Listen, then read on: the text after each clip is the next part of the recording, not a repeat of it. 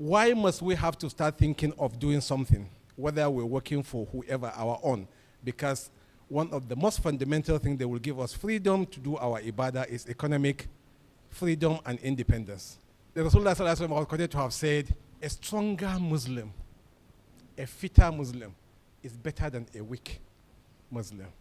He wasn't referring to just Muslims that could carry sword and go and fight wars, even though a physically stronger Muslim, according to Rasulullah sallallahu alaihi wasallam, is better than a weak one. But he was also referring to the fact that a Muslim that is strong enough to take care of his own responsibilities is always better than the one whose responsibilities are being taken over by somebody. On that basis, we have to start thinking as to what do we do. So it is important that we must understand where our capabilities are. And we must understand what are our strengths and what are our weaknesses. We must also try and establish a business that will target the majority.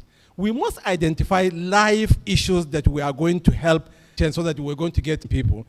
And of course, we must learn. There is nobody that ever does anything without learning how to do it.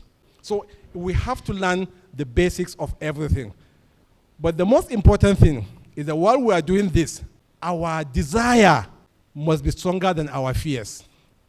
We must be resolute. We must be determined that we want to change our fortunes. There are challenges, there will be ups and downs, there will be failures here and there, but we always must have to now take our failures and analyze them and turn them into opportunities and see it as things that better us. We went to a senior staff training in Boston Harvard, and an executive was brought to us from Coca-Cola, who told us about his experience, how he made the company lose millions of dollars. And he went to his boss and tendered his letter of resignation.